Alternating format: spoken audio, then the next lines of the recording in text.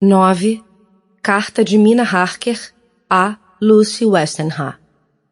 Budapeste, 24 de agosto. Minha querida Lucy, sei que deves estar muito ansiosa para saber o que aconteceu depois que nos separamos na estação de trem em Whitby. Bem, querida, cheguei sem contratempos a Hull e peguei um navio para Hamburgo. Dali, outro trem. Estava ansiosa para ver Jonathan. Encontrei meu amado muito magro, pálido e frágil. Toda a força de seus lindos olhos se foi. E aquela tranquila dignidade da qual sempre te falei, em seu rosto, desapareceu. Há agora apenas uma sombra do que era.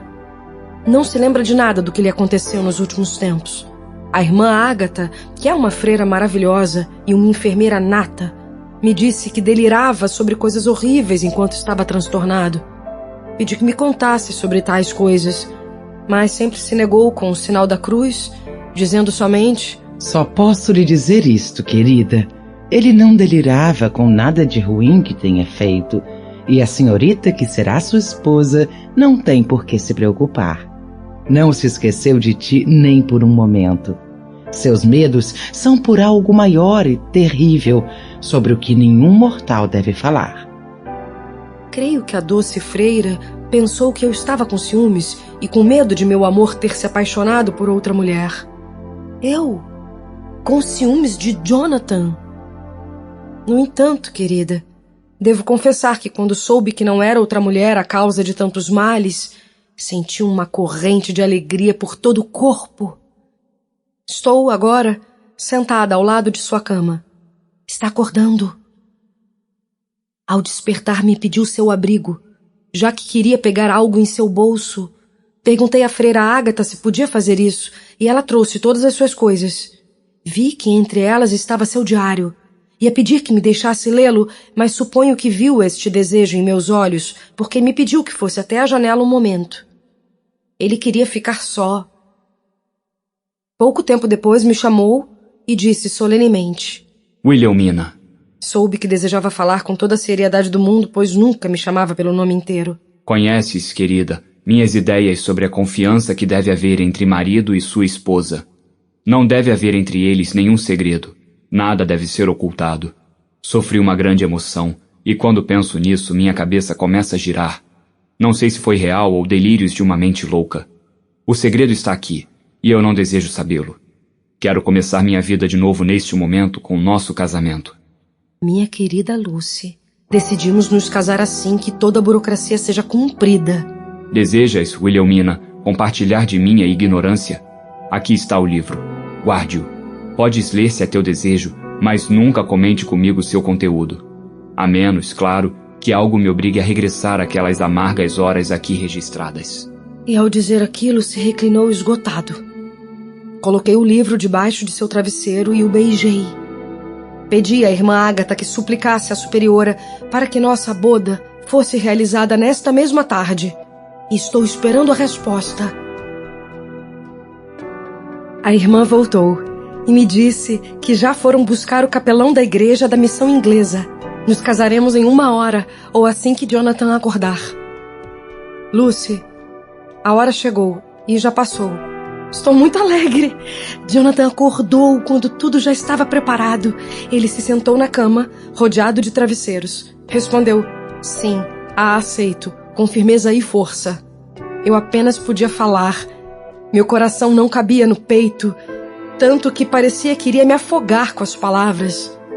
As irmãs foram todas muito gentis. Nunca as esquecerei, nem as graves e doces responsabilidades que recaíram sobre mim. Devo te falar sobre meu presente de casamento. Quando o capelão e as freiras me deixaram a sós com meu marido... Ah, Lucy, é a primeira vez que escrevo as palavras meu marido. Quando nos deixaram a sós, tirei o diário debaixo do travesseiro. O envolvi em um papel branco, o amarrei com uma fita azul e o selei, usando para isto o meu próprio anel de casamento. Então o beijei e o mostrei ao meu marido. Disse a ele que assim o guardaria e que seria um sinal externo e visível para nós durante toda a nossa vida, de que confiávamos um no outro, que nunca o abriria, a não ser que fosse para o seu próprio bem. Ele pegou minha mão entre as suas e, Lucy, foi a primeira vez que pegou a mão de sua mulher e disse que eram as mais bonitas de todo esse grande mundo e que, se fosse necessário, passaria por tudo outra vez apenas para tê-las. Bem, querida, que mais posso dizer? Só que sou a mulher mais feliz do mundo. Quando me beijou, me puxou para ele com suas mãos débeis e foi como uma sinfonia solene. Lucy, te conto tudo isso, não apenas porque me é agradável, mas também porque és minha mais querida amiga. Quero ver-te agora e com os olhos de uma esposa feliz, para que em tua própria vida matrimonial também possas ser tão feliz como eu. Minha querida, que Deus Todo-Poderoso faça da tua vida o que promete ser. Um longo dia de um sol brilhante, sem ventos ou tempestades. Adeus, querida. Aquela que te adora, Mina Harker. Carta de Lucy Westenra a Mina Harker. Whitby, 30 de agosto. Minha querida Mina, envio-te oceanos de amor e milhões de beijos, e que logo estejas em tua própria casa com teu marido. Gostaria que voltassem o quanto antes para que possam passar um tempo, ainda que pouco, conosco. O ar daqui faria com que John se restabelecesse. Foi o que aconteceu comigo. Tenho um apetite voraz, estou cheia de vida e durmo bem. Ficarás feliz em saber que já não ando enquanto durmo. Arthur diz que estou engordando. Esqueci-me de dizer que ele está aqui. Damos belos passeios, cavalgamos, remamos, jogamos tênis e pescamos juntos. O amo mais que nunca. Ele me diz que me ama mais. Mas duvido, porque no começo me disse que não poderia me amar mais do que já me amava. Essas coisas são bobagens. Bom, já está me chamando. Por hoje é só, querida. Lucy. PS. Mamãe te manda lembranças. Parece estar bem melhor a pobrezinha. PS. Outra vez. Nos casaremos no dia 28 de setembro. Do Diário do Dr. Seward. 20 de agosto. O caso de Renfield fica a cada dia mais interessante. Podemos estabelecer que existem períodos de queda em sua paixão. Durante a semana, após seu primeiro ataque, se manteve violento. De repente, uma noite, logo depois da aparição da lua, ele se tranquilizou e murmurou para si mesmo. Agora posso esperar. Agora posso esperar. O assistente veio me chamar e fui dar uma olhada nele. Ainda estava na camisa de força e dentro da cela de segurança, mas sua expressão já tinha mudado. E seus olhos tinham algo de súplica. Quase posso afirmar que tinha uma leve suavidade no olhar. Fiquei bastante satisfeito e ordenei que o soltassem. Meus ajudantes vacilaram, mas finalmente cumpriram minhas ordens sem protestar. Um fato estranho foi que o Renfield percebeu a desconfiança deles, pois se aproximou e me disse em um sussurro, enquanto os olhava furtivamente. Eles acreditam que posso machucá-lo. Imagine, eu machucar o senhor. Imbecis! Essa declaração foi um tanto consoladora, mas de todas as maneiras não consigo compreender sua maneira de pensar. Devo aceitar que tenho algo em comum com ele, como se fôssemos ou devêssemos nos unir? Ou tem que obter de mim o bem mais precioso que tenho, minha saúde? Terei que averiguar isso mais tarde. Nem o oferecimento do gatinho ou de um gato adulto é capaz agora de tentá-lo. Diz somente... Não me importo com os gatos. Tenho mais em que pensar e posso esperar. Depois de um tempo, o deixei. Meu ajudante disse que ele esteve tranquilo até pouco antes do amanhecer, quando deu sinais de nervosismo. Finalmente, voltou a ficar violento e caiu em uma espécie de esgotamento nervoso que o levou a desfalecer. Isso aconteceu por 3 noites seguidas, violento durante o dia e tranquilo depois do aparecimento da lua, até o nascer do sol. Realmente desejo descobrir o que causa tudo isso. Parece como se houvesse alguma influência externa. Grande ideia. Uma vez fugiu sem nossa ajuda. Esta noite lhe daremos a oportunidade e os homens estão preparados para segui-lo caso seja necessário. 23 de agosto. Sempre acontece o inesperado. Quando nosso pássaro encontrou a jaula aberta, não quis voar, de tal forma que todos os nossos preparativos não serviriam para nada. Em todo caso, provamos algo: que os períodos de tranquilidade duram um tempo razoável. No futuro, estaremos em condições de afrouxar um pouco as restrições algumas horas do dia. Dei instruções ao meu assistente noturno para que só o tranque se estiver calmo, 1 hora antes de sair o sol. O pobre corpo do doente vai gozar deste benefício, ainda que sua mente não possa apreciá-lo. Espere. O inesperado. Chamam-me. O paciente fugiu novamente. Mais tarde, outra noite de aventuras. Renfield esperou astutamente até que o assistente entrasse no quarto para a inspeção. Então saiu correndo e voou pelo corredor.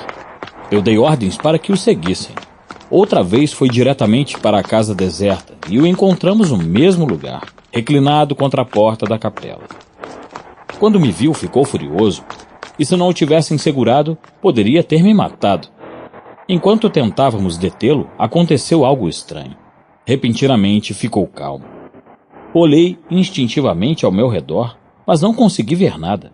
Captei o olhar do paciente e o segui, mas não pude descobrir coisa alguma porque ele estava olhando para o céu iluminado pela lua e não havia nada de diferente, a não ser um morcego que voava em sua silenciosa e fantasmagórica travessia até o oeste. Os morcegos geralmente giram em círculos indecisos, mas este parecia seguir em linha reta, como se tivesse suas próprias intenções. O paciente se tranquilizou ainda mais e, ao cabo de alguns minutos, disse: Não é necessário que me amarrem. Os seguirei calmamente. Sem nenhum outro contratempo, voltamos. Sinto que há algo ameaçador em sua repentina tranquilidade, e não esquecerei desta noite. Hilligan, 24 de agosto. Devo fazer como Mina e escrever as coisas em um diário. Assim, quando nos encontremos, poderemos ter longas conversas. Pergunto-me quando será. Gostaria que estivesse comigo outra vez aqui, pois me sinto muito infeliz. A noite passada parece que sonhei com Whitby. Talvez seja a mudança do clima ou o fato de estar novamente em casa. Tudo é escuro e horroroso para mim, pois não consigo lembrar de nada. Tenho certo temor e me sinto débil e exausta. Quando Arthur veio almoçar conosco, pareceu bastante preocupado comigo. E eu não tive ânimo de fingir estar feliz. Pergunto-me se talvez pudesse dormir esta noite no quarto de mamãe. Inventarei uma desculpa e tentarei. Carta de Arthur Holmwood ao Dr. Seward. Hotel Albemarle, 31 de agosto. Meu querido John, quero que me faças um favor. Lucy está doente, isto é, não tem nenhuma doença especial, mas seu aspecto é doentio e está piorando a cada dia. Perguntei-lhe se há alguma causa para isso. Não me atrevo a perguntar para sua mãe sobre o assunto, pois pode perturbar a mente da pobre senhora, e isso seria fatal, já que sua saúde também não vai nada bem. A senhora Westenra me confidenciou que seu destino já está selado. Doença do coração. Lucy ainda não sabe. Estou certo de que algo está influenciando a mente de minha amada noiva. Quando penso nela, quase me distraio. Olhá-la sempre me produz um sobressalto. Disse-lhe que te pediria que a visse, e ainda que a princípio tenha feito algumas objeções, finalmente deu seu consentimento. Será uma tarefa dolorosa para ti, eu sei, amigo, mas é para o seu bem. E eu não posso duvidar em te pedir e receber um sim em teu retorno. Podes vir almoçar em Hillingham amanhã por volta das 2, para que a senhora Westenra não suspeite de nada, e depois disso, Lucy criará uma oportunidade para estar a sós contigo. Eu virei na hora do chá, e podemos ir embora juntos. Estou muito ansioso e gostaria de falar contigo assim que a veja. Não faltes, Arthur.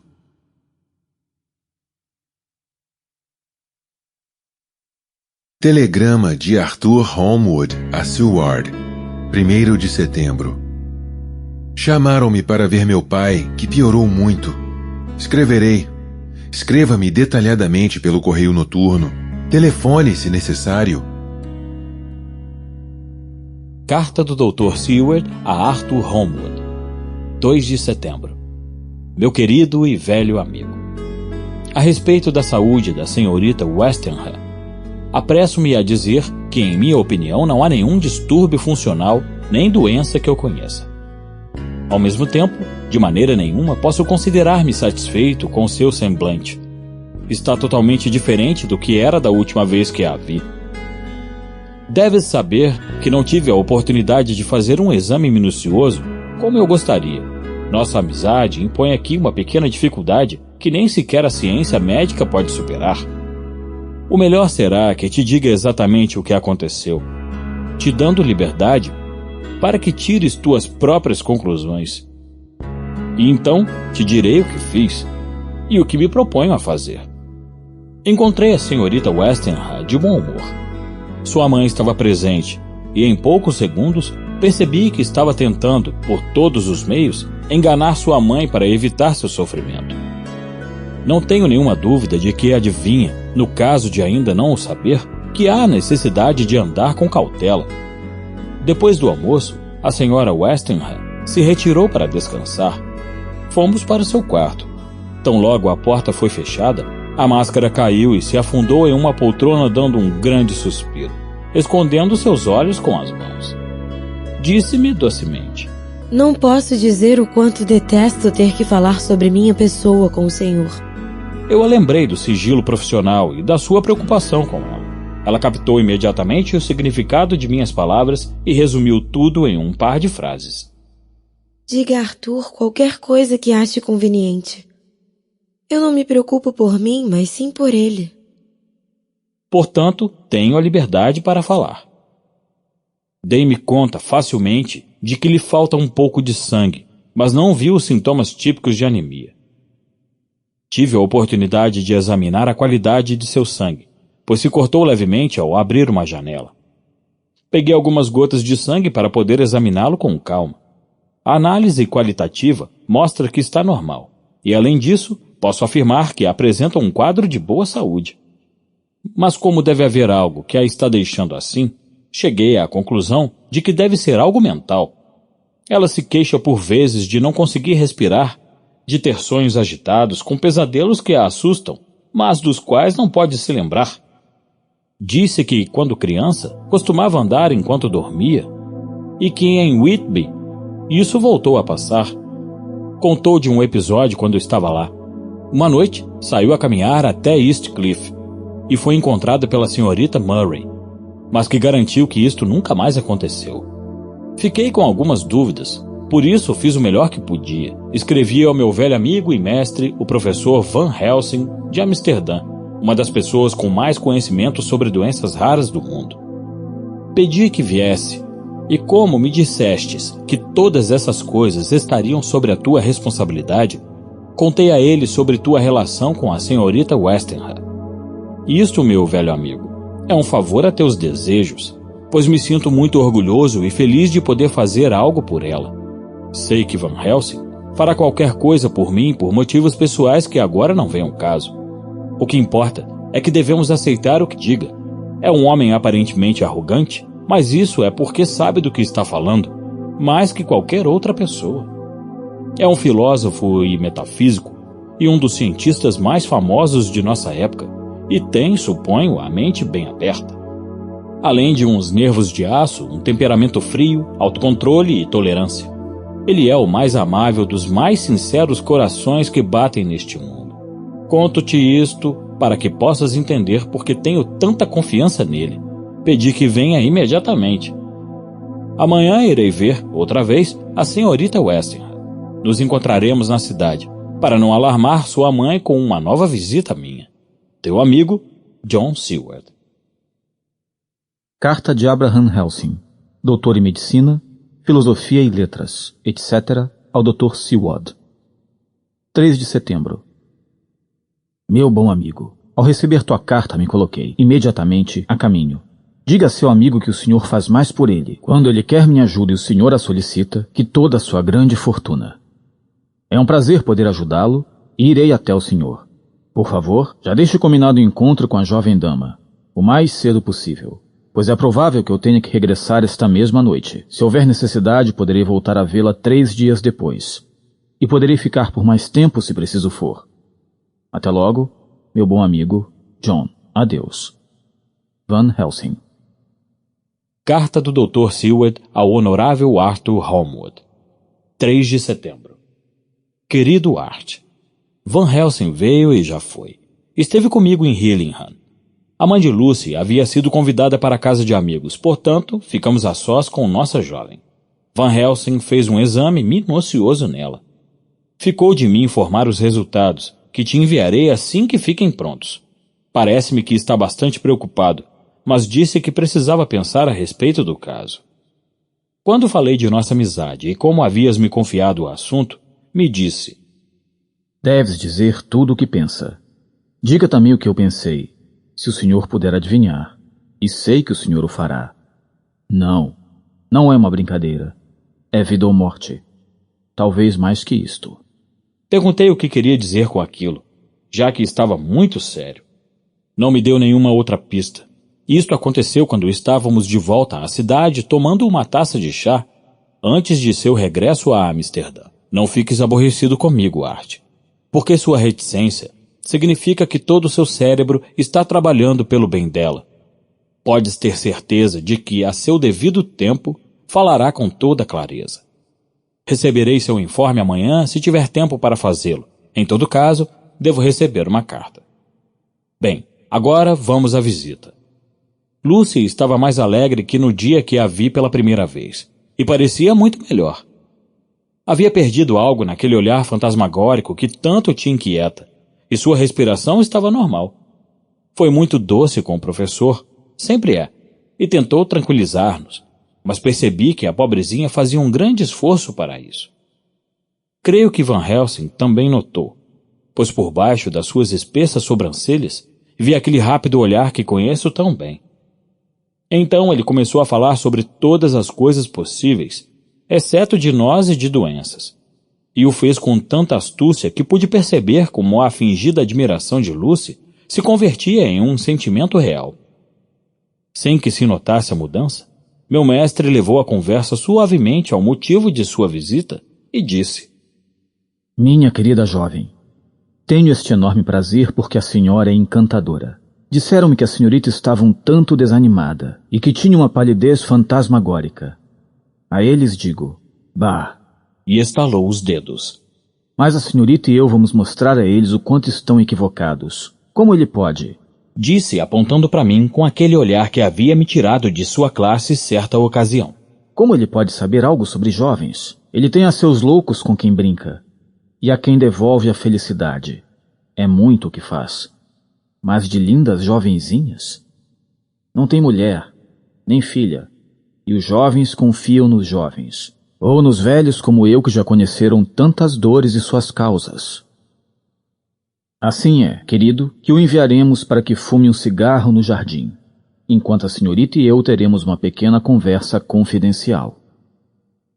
Aceitei a sugestão e saí do quarto, até que o professor saiu pela janela e me pediu para entrar. Parecia preocupado, mas disse: Fiz um minucioso exame, mas não há causa funcional. Estou de acordo com o senhor de que houve uma grande perda de sangue, mas não há nada mais. Além disso, seu estado geral não mostra nenhum sinal de anemia. Pedi-lhe que chamasse sua criada para que possa fazer um par de perguntas. Eu sei muito bem o que irá dizer. No entanto, há sim uma causa. Sempre há uma causa para tudo. Devo voltar para casa e pensar. O senhor deve me enviar um telegrama todos os dias. E se houver motivo, virei outra vez. A doença, pois não estar bem é doença. Me interessa e também me importo com ela. A doce jovenzinha. Me encanta. E por ela, se não pelo senhor ou pela doença, retornarei. Como te digo, não quis dizer mais nada, nem quando estivemos a sós. Assim é a arte, que já sabes tudo o que eu sei. Manterei uma estreita vigilância. Espero que teu pai esteja melhor. Deve ser algo terrível para ti, meu querido amigo, estar nesta posição, entre duas pessoas que amas. Sei de tua fidelidade a teu pai, mas se houver necessidade, te enviarei uma mensagem para que venhas. Portanto, não te preocupes mais, a menos que recebas notícias minhas. Do Diário do Dr. Seward, 4 de setembro. Meu paciente zoófago sempre me mantém interessado. Ultimamente só teve um ataque, e isso foi ontem, em uma hora inusitada. Pouco antes do meio-dia, começou a ficar inquieto. O assistente reconheceu os sintomas e pediu ajuda de imediato. Afortunadamente, os homens chegaram correndo, apenas a tempo de segurá-lo, pois ao dar meio-dia, ficou tão furioso que tiveram que usar toda a força para imobilizá-lo. No entanto, em 5 minutos se tranquilizou outra vez, caindo em uma espécie de melancolia, estado em que permanece até agora. Meu assistente disse que seus gritos foram realmente pavorosos. Quando entrei, tive que atender a alguns dos outros pacientes que estavam desesperados por seu comportamento. De fato, pude compreender muito bem o efeito, porque seus gritos me perturbaram também, mesmo eu estando a certa distância. Acabamos de jantar no hospício. No entanto, meu paciente continua sentado em uma esquina murmurando, com um olhar sombrio, ameaçador e angustiado. Não consigo compreendê-lo. Mais tarde, outra mudança em meu paciente. Às 5 da tarde fui vê-lo e o encontrei quase tão alegre como costumava ser. Estava capturando moscas para comer. Mantinha um registro de suas capturas, fazendo linhas na porta com as unhas. Quando me viu, pediu desculpas por seu mau comportamento e me implorou de maneira humilde que lhe permitisse voltar a seu quarto. Pensei que seria bom satisfazê-lo. Ele está novamente em seu quarto com a janela aberta. Regou o parapeito da janela com açúcar e está novamente às voltas com as moscas. No momento, não as está comendo. A coloca em uma caixa e examina todos os lugares do quarto atrás de aranhas. Tentei falar do que aconteceu nos últimos dias, mas ele não quis. Por uns momentos, ficou com uma expressão bastante triste e disse com uma voz apagada: Tudo terminou. Tudo terminou. Abandonou-me. Não tenho mais esperança a menos que eu mesmo faça. E então, de repente, se virou para mim de maneira decidida e disse: Doutor, o senhor seria tão amável de me dar um pouquinho mais de açúcar? Creio que me faria bem. E as moscas? Perguntei. Sim, as moscas gostam também. E eu gosto de moscas, portanto gosto de açúcar. E pensar que há gente tão ignorante que pensa que um louco não pode ter argumentos. Dei-lhe uma porção dupla de açúcar e ele ficou feliz. Queria muito penetrar em sua mente. Meia-noite. Outra mudança. Havia ido visitar a senhorita Westenra, que encontrei muito melhor e acabara de voltar. Estava parado em frente ao portão, olhando o pôr do sol, quando ouvi um louco a gritar. Como seu quarto fica deste lado da casa, pude ouvi-lo melhor do que de manhã. Foi uma surpresa desagradável para mim. E, com pesar, afastei meu olhar de toda aquela beleza. Cheguei junto ao paciente no momento em que o sol estava se afundando em Londres, e de sua janela vi o astro desaparecer lentamente em um círculo vermelho. Quando o sol se pôs, o paciente se acalmou. E, ao desaparecer por completo, deslizou das mãos que o continha. E, como uma massa inerte, caiu no chão. No entanto, é maravilhoso o poder de recuperação que têm os loucos, pois em poucos minutos se levantou calmo e olhou ao seu redor. Fiz um sinal para que os assistentes não voltassem a segurá-lo. Eu estava ansioso para ver qual seria seu próximo passo. Foi diretamente para a janela e limpou o resto do açúcar. Depois, pegou sua caixa de moscas e a esvaziou, libertando todas. Fechou a janela e, atravessando o quarto, se sentou na cama. Tudo isso me surpreendeu. Perguntei: Não vai mais caçar moscas?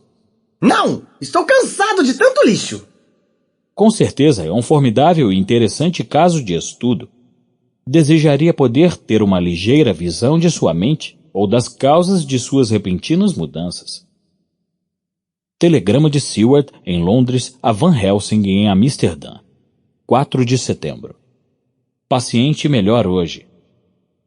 Telegrama de Seward, em Londres, a Van Helsing, em Amsterdã. 5 de setembro. Paciente muito melhor. Bom apetite. Dorme bem. Bom humor. Corada. Telegrama de Seward, em Londres, a Van Helsing, em Amsterdã. 6 de setembro. Terrível mudança para pior. Venha logo. Não perca nem um minuto. Não enviarei telegrama a Holmwood até o senhor vê-la.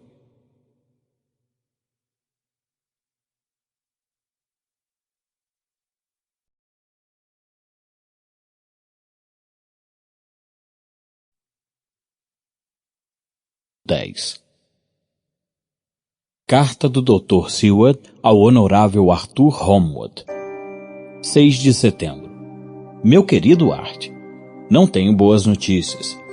Esta manhã, Lucy retrocedeu um pouquinho. No entanto, uma coisa boa veio disso.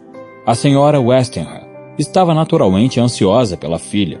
Aproveitei a oportunidade e lhe disse que meu amigo mestre Van Helsing, o grande especialista, iria passar alguns dias comigo e que eu a poria em seus cuidados. Agora, então, podemos entrar e sair sem alarme, pois uma forte emoção neste momento seria a sua morte. E se houver necessidade, te escreverei. Se não tiver notícias minhas, é porque estarei aguardando as respostas de Van Helsing. Tenho pressa. Adeus. Teu amigo de sempre, John Seward. Do Diário do Dr. Seward, 7 de setembro. A primeira coisa que Van Helsing disse quando nos encontramos em Liverpool foi: O senhor disse algo ao noivo da moça? Não. Queria esperar nosso encontro, como lhe disse em meu telegrama. Escrevi a Arthur contando que o senhor estava vindo, já que Lucy não estava muito bem de saúde e que lhe enviaria mais notícias depois. Muito bem, meu amigo. Melhor será que não saiba ainda. Talvez nunca chegue a saber, isso espero. Mas se for necessário, então lhe contaremos tudo. E meu velho amigo John, me deixa adverti-lo. O senhor trata os loucos. Todos os homens estão mais ou menos loucos. E assim como o senhor trata discretamente seus loucos, assim trato discretamente os loucos de Deus. O resto do mundo. O senhor não diz a seus lunáticos o que faz nem por que faz. Não diz a eles o que pensa. Tanto é que deve manter a razão em seu lugar, onde possa descansar, onde possa se reunir com aqueles de sua classe.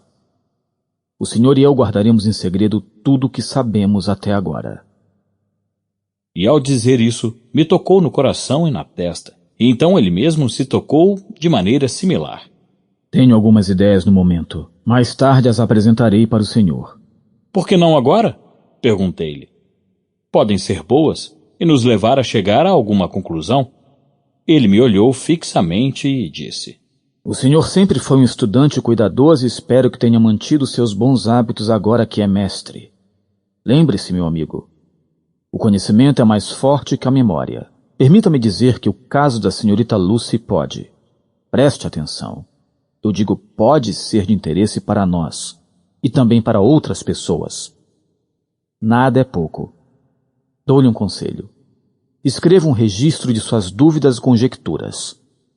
Depois poderia ser interessante para o senhor ver quanta verdade pode adivinhar.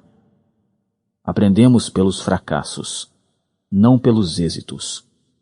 Quando descrevi os sintomas de Lucy, os mesmos que antes, porém potencializados, ficou bem sério, mas não disse nada.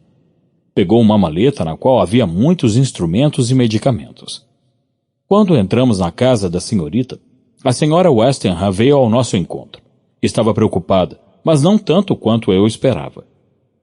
A natureza, em um de seus momentos de boa disposição, ordenou que, inclusive, a morte tenha algum antídoto para seus próprios erros.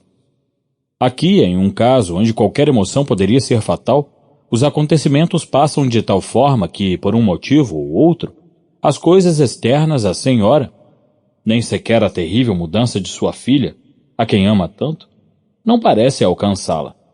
É como se a mãe natureza envolvesse um corpo com algum tecido insensível que pode protegê-lo do mal externo.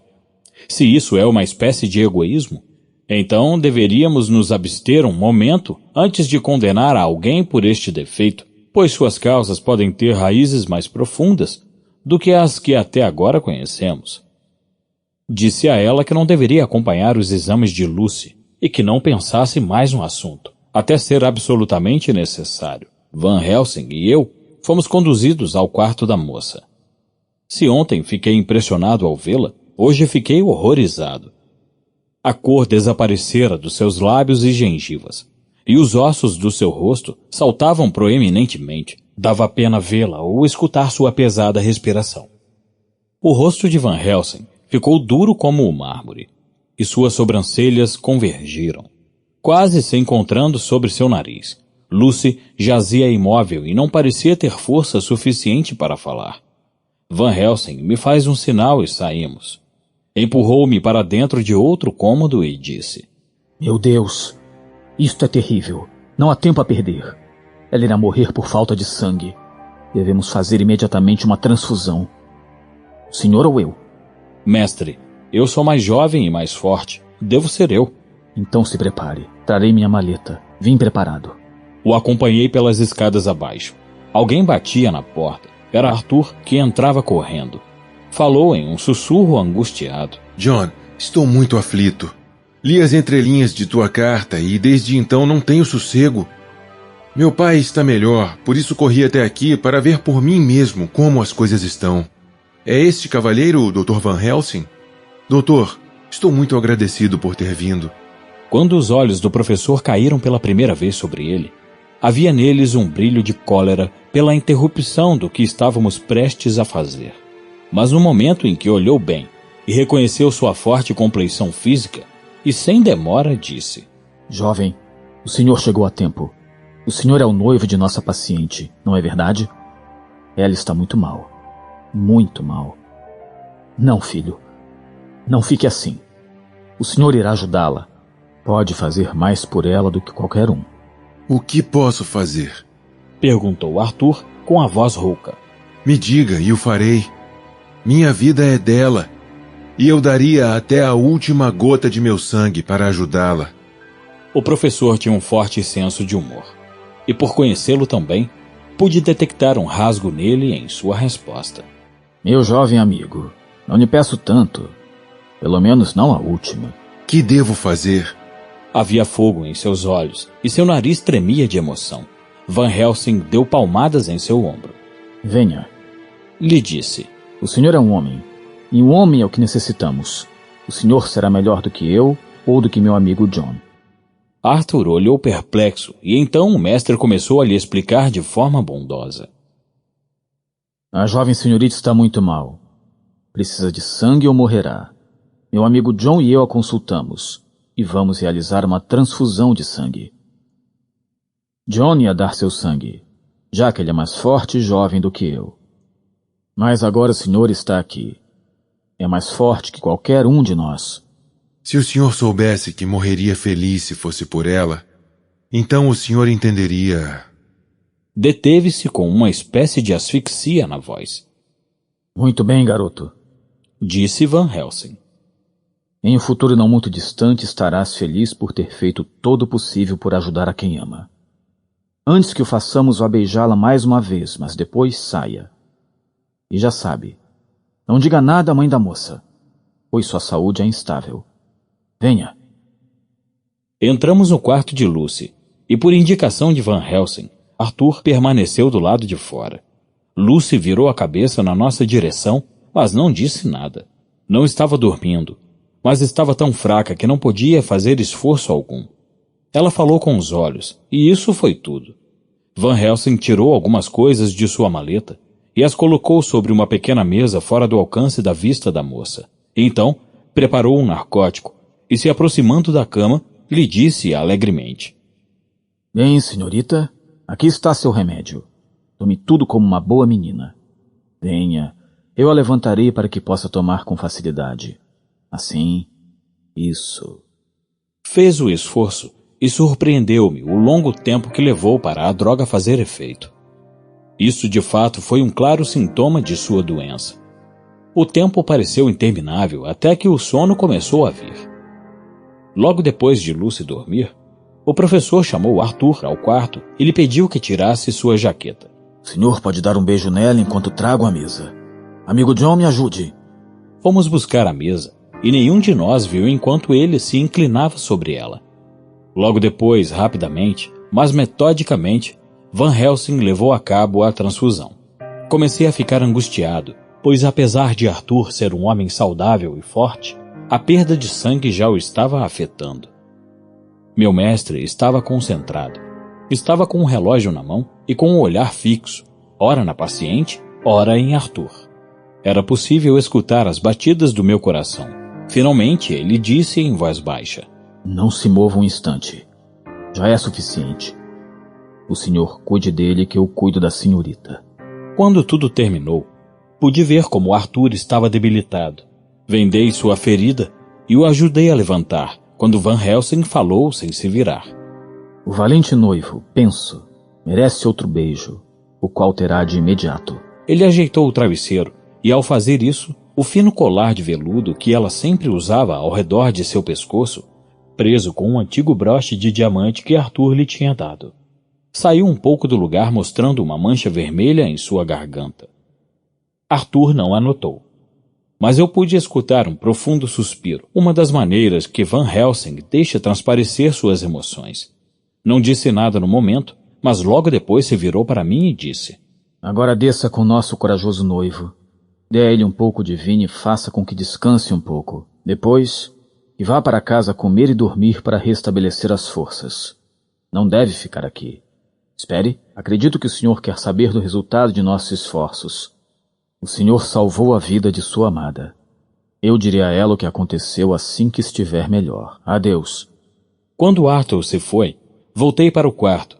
Lucy estava dormindo tranquilamente, mas sua respiração estava mais pesada. Van Helsing estava ao lado de sua cama olhando-a cuidadosamente. A gargantilha de veludo cobria novamente a marca vermelha. Perguntei ao professor sobre o assunto. O que o senhor pensa deste sinal em sua garganta? E o senhor? O que pensa? Ainda não o examinei. Respondi enquanto fui ver o ferimento. Justo sobre a jugular havia 2 perfurações, não muito grandes. Não havia nenhum sinal de infecção, mas as bordas eram brancas e pareciam machucadas. No momento, passou-me pela cabeça que aquela ferida, fosse o que fosse, poderia ser o meio pela qual ela perdera tanto sangue, mas abandonei a ideia porque isso seria impossível. Se assim fosse, a cama deveria estar encharcada de sangue. Bem, eu disse. Não tenho explicação. Meu mestre se levantou, dizendo: Devo regressar a Amsterdã hoje pela noite. Vou consultar alguns livros e documentos. O senhor deve ficar aqui a noite toda e não tirar os olhos dela. Devo contratar uma enfermeira? Perguntei. Nós somos os melhores enfermeiros, o senhor e eu. Vigia por toda a noite. Assegure-se que coma bem e que nada a perturbe. O senhor não deve dormir. Mais tarde poderemos descansar. Voltarei o mais rápido possível e então poderemos começar. Já saberemos. Lembre-se, se o senhor a deixar e algo acontecer, não poderá dormir tranquilamente no futuro. Poderemos começar? O que o senhor quer dizer com isso? Já saberemos, respondeu meu mestre enquanto saía rapidamente. Voltou em um segundo para dizer: Lembre-se, se o senhor a deixar e algo acontecer, não poderá dormir tranquilamente no futuro. Do Diário do Dr. Seward, continuação. 8 de setembro. Passei a noite inteira sentado ao lado de Lucy. O sonífero perdeu seu efeito ao anoitecer. Parecia um ser diferente do que era antes da transfusão. Seu estado de ânimo era excelente e estava cheia de uma alegre vivacidade, mas ainda se podiam ver as marcas da doença. Ela ainda estava muito cansada, mas fazia um esforço enorme para se manter acordada. Lutava contra o sono, então abordei o assunto diretamente. A senhorita não quer dormir? Não. Tenho medo. Medo de dormir? Por quê? É uma bênção. Não se o sono fosse para o senhor um presságio de horror. Um presságio de horror. O que quer dizer com isso? Não sei. Isso é que o faz tão terrível. Toda essa fraqueza me chega quando adormeço, de tal forma que agora tenho medo até da ideia de dormir. Minha querida menina, a senhorita pode dormir hoje. Eu estarei aqui velando seu sono e posso prometer-lhe que nada irá acontecer.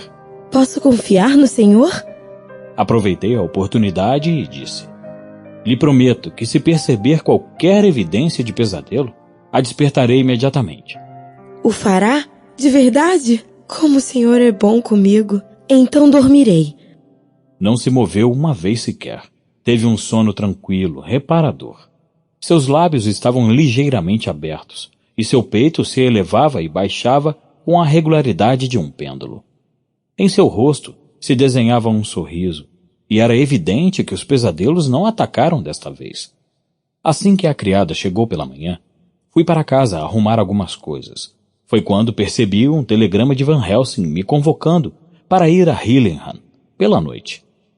9 de setembro. Estava bastante cansado quando cheguei a Hillingham. Durante 2 noites quase não dormi, e meu cérebro estava começando a sentir um esgotamento.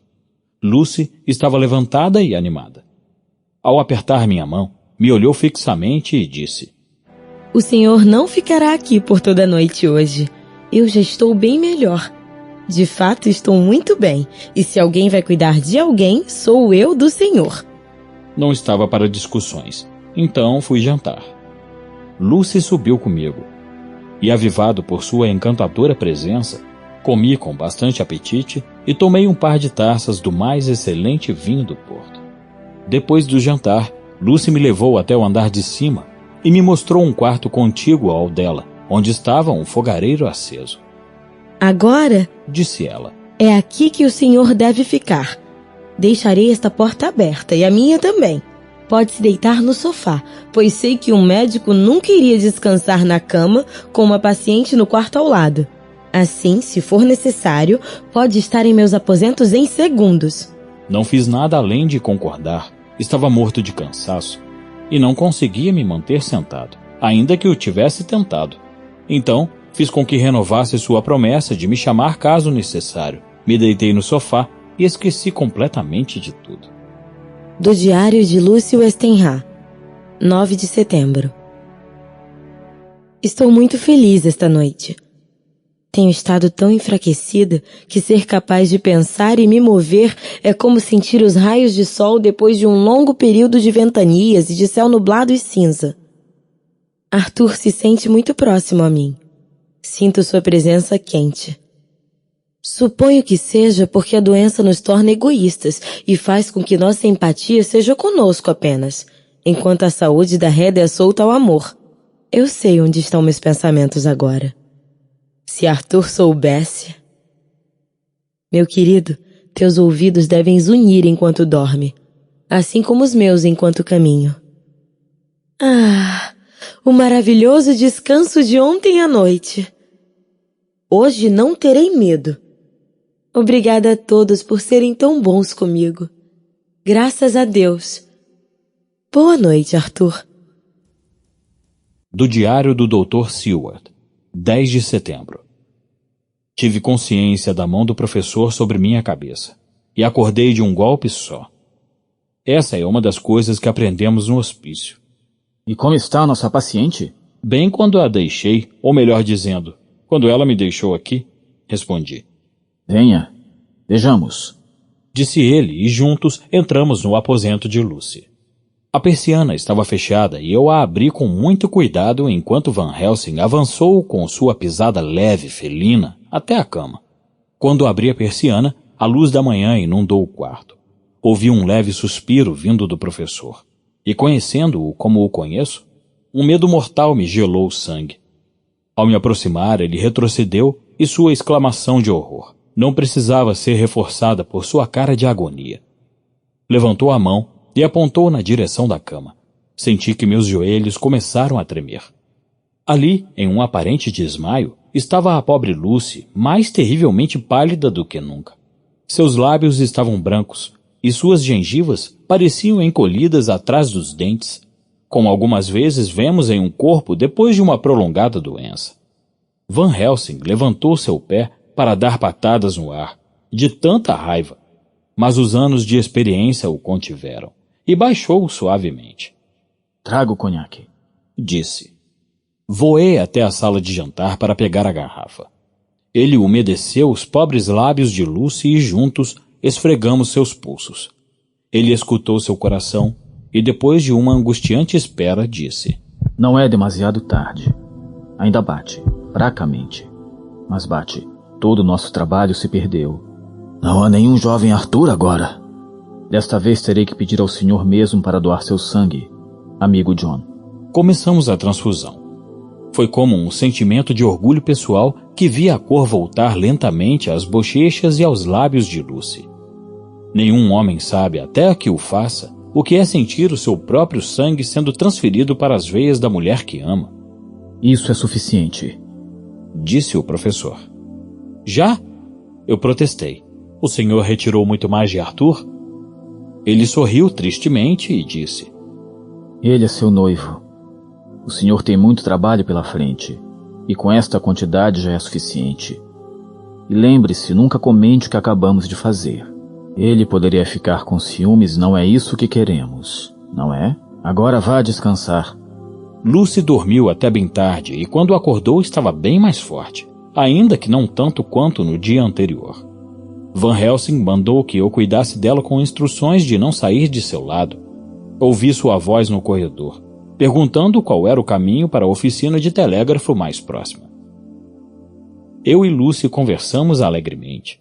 Ela parecia completamente inconsciente do que havia acontecido. Quando sua mãe subiu para vê-la, não pareceu notar nenhuma mudança nela e me disse agradecida.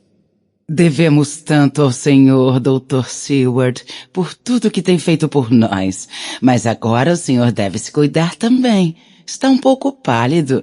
Sem dúvida precisa de uma mulher que cuide do senhor.